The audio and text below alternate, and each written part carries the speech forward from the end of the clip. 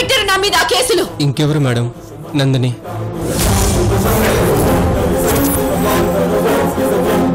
వస్తానే, బయటకొచ్చి వేస్తాను. నీ ఎత్తుకు పై ఎత్తు వేస్తాను. నీకు సెకండ్ ఇన్నింగ్స్ ఏంటో చూపిస్తాను. కానీ నీ వల్ల ఈ కంపెనీకి నష్టం రాలేదు కాబట్టి నిన్ను ప్రాణాలతో వదిలేస్తున్నాను. మేడం, ఈ ఒక్కసారికి మేడం.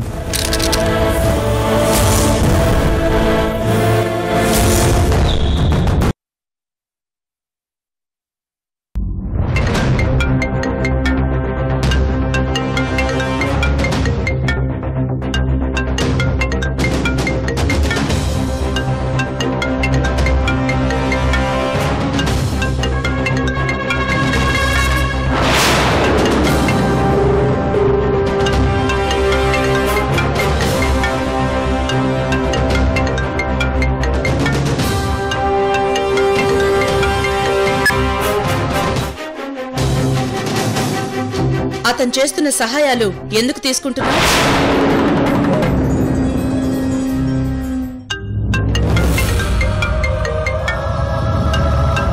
చెప్పు రోజీ, ఇది నీకు తెలిసి చేసిన తప్పు కదా? నందిని ఫోన్ ఎందుకు కట్ చేస్తుంది? గ్రానీ, అది ఏంటంటే... ఎందుకంత కంగారు పడుతున్నావు? అతన్ని అలా ఫోన్లు చేయమని చెప్పింది నేనే.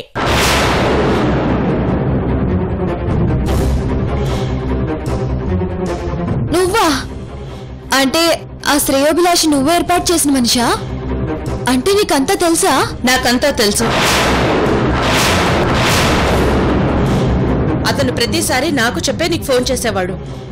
కానీ అతని పేరు శ్రేయోభిలాషి కాదు, రామారావు. Bengaluru branch manager. అతని గురించా నువ్వింతవరకు చెప్పింది? మరి ఇంకెవరి గురించి అనుకుంటున్నావు?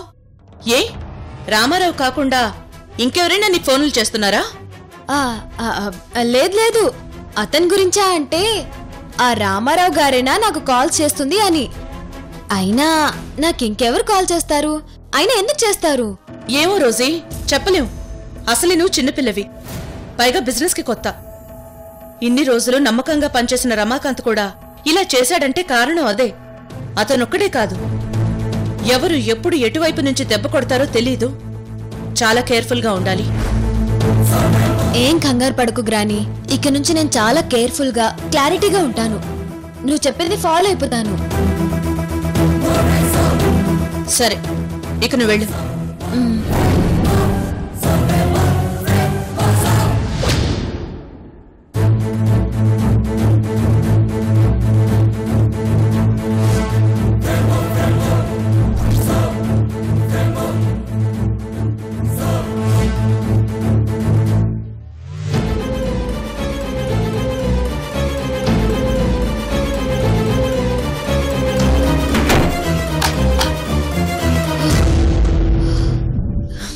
గ్రానీ, ఎంత టెన్షన్ పెట్టావు గ్రానీ. నువ్వు చెప్తుంది ఆ శ్రేయోభిలాషి గురించి అనుకుని టెన్షన్ పడిపోయాను. ఓపెన్ అవ్వబోయాను. బైలాక్ తప్పించుకున్నాను. లేదంటే భస్మాసురులాగా నా నెత్తిని నేనే చేయి పెట్టేసుకునేదాన్ని. నందిని ఫోన్ ఎందుకు కట్ చేస్తుంది? తనకి దమయంతి బెయిల్ కోసం ట్రై చేస్తుందన్న విషయం ఎలా చెప్పాలి?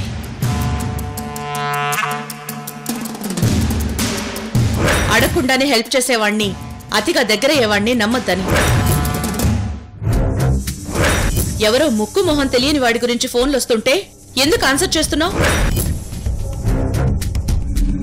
అతను చేస్తున్న సహాయాలు ఎందుకు తీసుకుంటున్నావు?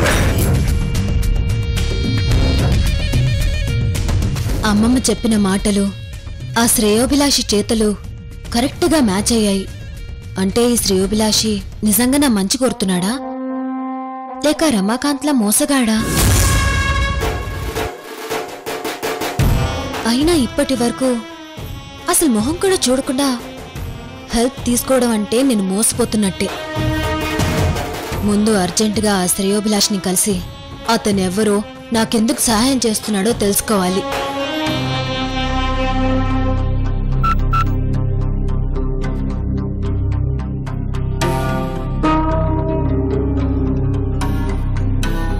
అయినా అతను ఇన్నిసార్లు ఎందుకు ఫోన్ చేశాడు?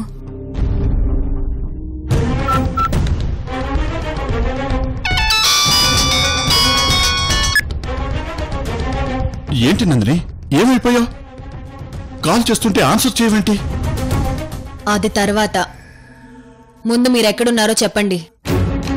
ఏంటమ్మా నందిని, ఏమైంది? ఎందుకంత కంగారుగా మాట్లాడుతున్నావు? ఇది ఫోన్లో చెప్పేది కాదు, మీతో డైరెక్ట్గా చెప్పాలి. నన్ను కలవాలంటే కష్టం నందిని. కష్టమా, ఇష్టం లేదా? ఇష్టం లేక కాదు, మనం కలిస్తే ఇబ్బందులు ఎదురవుతాయి. నాకా మీకా? మనిద్దరికీ.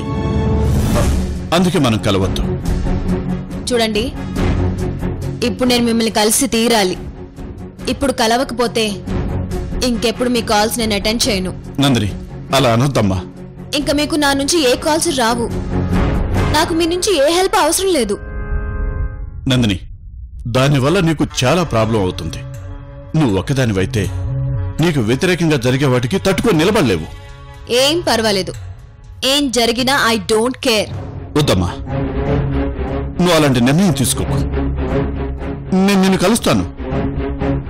కలిసాక చెప్పు నీ ప్రాబ్లం ఏంటో. సరే, మరి మీరెక్కడుంటారు? నేను చెప్పే జాగ్రత్తగా వినమ్మా.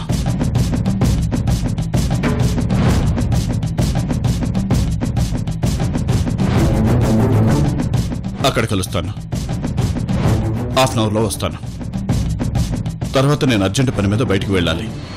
ఓకే. కానీ నందిని, ఒక్క విషయం, నువ్వు బయటకు వచ్చిన ప్రతిసారి మీ బావ లోకి నీకు తెలియకుండా నిన్ను ఫాలో చేస్తున్నాడు. లోకి బావ నన్ను ఫాలో చేస్తున్నాడా? అవును నందిని, అతను చాలాసార్లు నిన్ను ఫాలో చేయడం నేను చూశాను.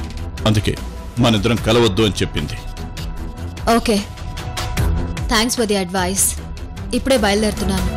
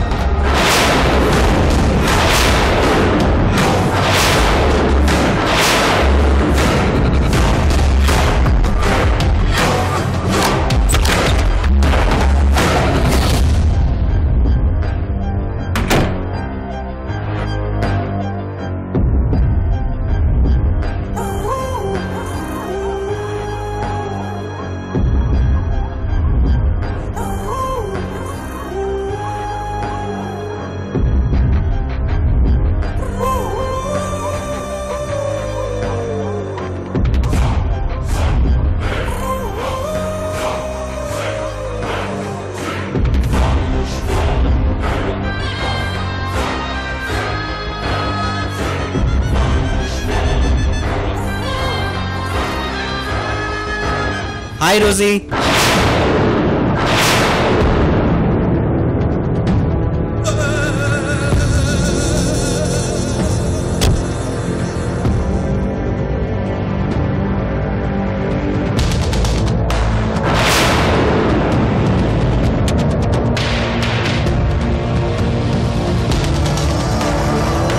బావా, నువ్వేంటి ఇక్కడ? నువ్వేంటి అంత కంగారు పడుతున్నావు? ఏదో తప్పు చేసిన దానిలా. అబ్బే, నేనా కంగారా? లేదే, నేను మామూలుగానే ఉన్నాను అంతే. అతను చెప్పింది నిజమే, లోకి నన్ను ఫాలో చేస్తున్నాడు. కేర్ఫుల్గా ఉండాలి. నేను ఆల్రెడీ వచ్చి 5 minutes అయింది. లోపల గ్రానీ గదిలో గ్రానీతో మాట్లాడుతున్నాను. ఇంతలో నువ్వు బయటికి వెళ్తూ కనిపించో. సరే, నన్ను కొంచెం డ్రాప్ చేస్తావని. లేదు బావా, నేను కొంచెం అర్జెంట్ పని మీద వెళ్తున్నాను. సారీ. పర్లేదు, నువ్వు వెళ్ళేదారిలో నన్ను డ్రాప్ చేసి. అదేంటి, నేను ఎక్కడికి వెళ్తున్నానో తెలియకుండా? ఎటు వెళ్తున్నావు? నువ్వెక్కడికి వెళ్తున్నావు? నేను మా స్టేషన్కి. నేను అటు కాదు వెళ్ళేది, మణికొండ దగ్గర దర్గాకి వెళ్తున్నాను. దర్గా దగ్గరకా? అటెందుకు? అంత దూరంలో నీకేం పని ఉంది? అది అక్కడ నా ఫ్రెండ్ ఒక ఆవిడ ఉంది. అమెరికాలో ఉన్న నీకు ఇక్కడ అంత ఫ్రెండ్స్ ఎవరున్నారు? అదే అదే ఫేస్బుక్ ఫ్రెండ్. ఓ, ఫేస్బుక్ ఫ్రెండా? Okay okay. అయినా నేను వెళ్తుంది స్టేషన్కి కాదు, మణికొండ దర్గా దగ్గరికే.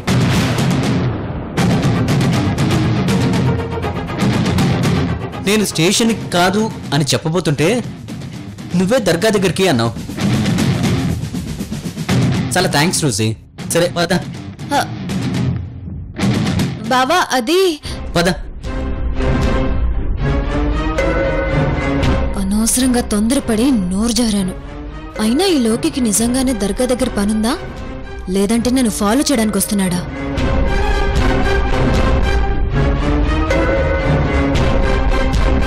రోజీ రా కూర్చో.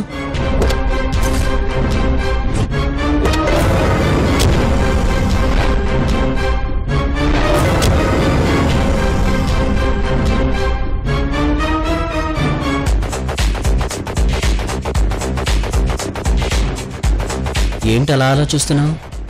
ఎలా తప్పించుకోవాలనా? నేను తప్పించుకోవడం ఏంటి? నేనేం తప్పు చేయట్లేదే. అబ్బా, గుమ్మడికే దొంగ ఎవరు అంటే భుజాలు తడుముకున్నట్టు నువ్వెందుకు కంగారు పడుతున్నావు? తప్పించుకోవటం అంటే లిఫ్ట్ ఇవ్వకుండా తప్పించుకోవాలని చూస్తున్నావా అని. Okay okay. ఏమో పోలీస్వి కదా, ఎప్పుడు అనుమానం ముందు నడుస్తుంటే మీరు దాన్ని ఫాలో అవుతూ ఉంటారు. అందుకే నన్నేమన్నా అనుమానిస్తున్నావేమోనని. ఎప్పుడూ అదే పనే ఏంటి? తప్పు చేసినప్పుడే మాకు అనుమానం వస్తుంది. ఆ అనుమానంతోనే ఆరా తీస్తాం. సరే సరే పోనీ.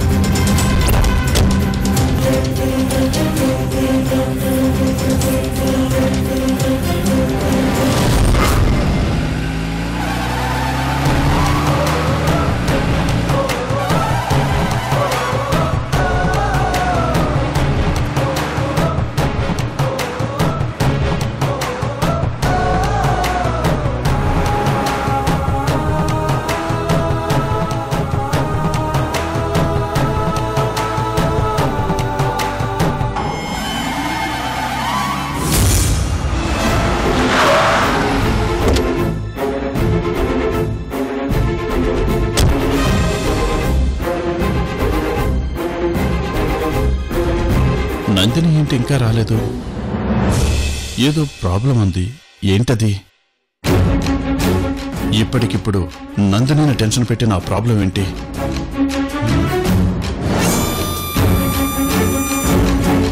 ఒకవేళ వాళ్ళకి నందిని రోజీ కాదని తెలిసిపోయిందా? అలా తెలిస్తే నందిని ఇంకా ఇంట్లో ఎలా ఉండగలదు? ఏమీ ఉంటుంది.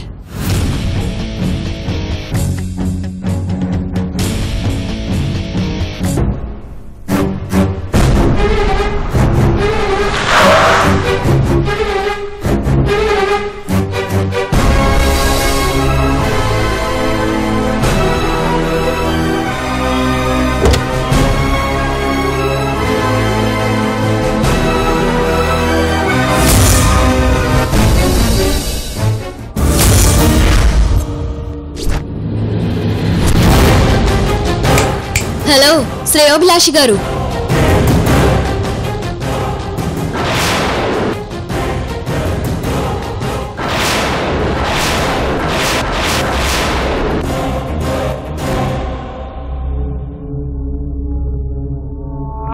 అమ్మా నందిని, ఏమైంది? నీకేం ప్రాబ్లం వచ్చింది? నేను ప్రాబ్లంలో ఉంటే నా నుంచి మీకు కాల్ రాదు, మీ నుంచి నాకు కాల్ వస్తుంది కదా శ్రేయోభిలాషి గారు. ఎందుకంటే నాకు ప్రాబ్లం వస్తుందంటే నాకంటే ముందు మీకే తెలుస్తుంది కదా శ్రేయోభిలాషి గారు. కానీ ఇప్పుడు నా నుంచి మీకు కాల్ వచ్చింది అంటే నాకు ఏ ప్రాబ్లం రాలేదని అర్థం. మరి ఇంత చిన్న లాజిక్ ని ఎలా మిస్ అయ్యారు శ్రేయోభిలాషి గారు? నన్ను చూడడానికి ప్లాన్ చేసావా? ఎస్. ఇప్పుడు మిమ్మల్ని కలిసింది నాకు ప్రాబ్లం వచ్చిందని కాదు, మీ ఫేస్ చూడాలని. మీరు చాలా తెలివైన వాళ్ళనుకున్నాను, కానీ ఇంత తేలిగ్గా ఎలా దొరికిపోయారు శ్రేయోభిలాషి గారు? నందిని, నన్ను చూడటానికి ప్లాన్ చేసావా? ఆగు.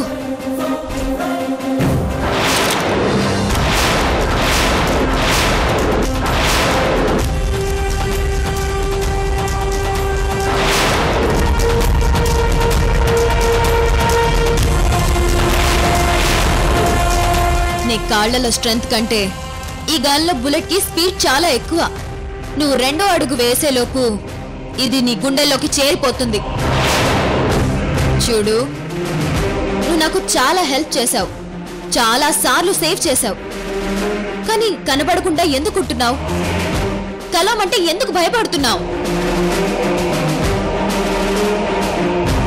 నాకు ఆపద వస్తుంటే ఎలా తెలుసుకుంటున్నావు? అసలు ఏం ఆశించి ఇదంతా చేస్తున్నావు?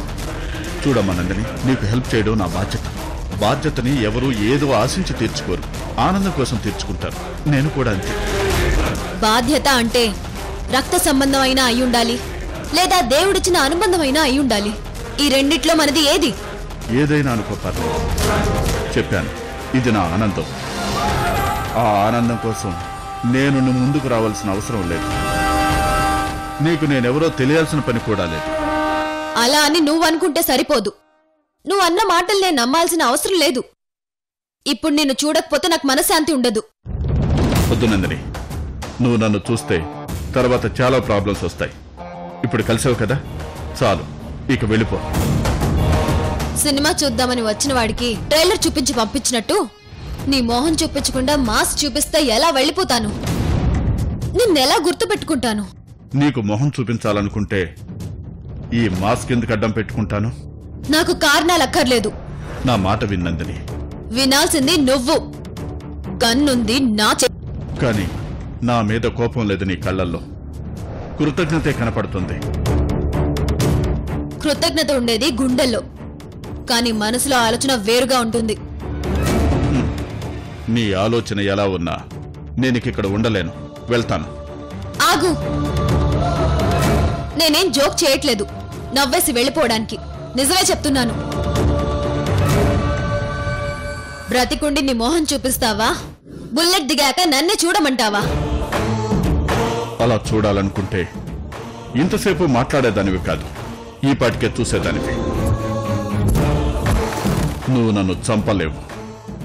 నేను వెళ్తున్నాను. నువ్వు చెప్పేది నిజం.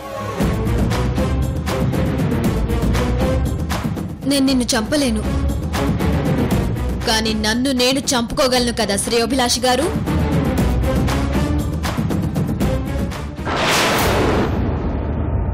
నాకొచ్చే ఆపదల గురించి, నాకు చేయాల్సిన హెల్ప్ల గురించి బాగా తెలుసుకునే నువ్వు నా గురించి పూర్తిగా తెలుసుకునే ఉంటావు.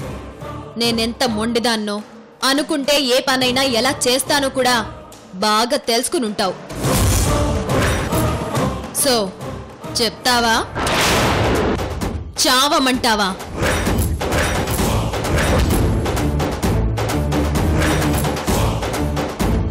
అమ్మా నందిని, వద్దమ్మా, వద్దు. నువ్వేం చేసుకోవద్దమ్మా, నా మాట వినమ్మా. వినాలి అంటే నువ్వు చెప్పాలి. ఇప్పుడు నేనెవరో నీకు తెలియాలి, అంతే కదా? నీకొచ్చే ఆపదల్ని ఎలాగైనా ఫేస్ చేయగలను, కానీ నువ్వే లేకపోతే ఎలా బ్రతకగలను? వద్దమ్మా, వద్దు. నువ్వు బ్రతకాలి. నా మొహం నీకు చూపిస్తానమ్మా, చూపిస్తాను.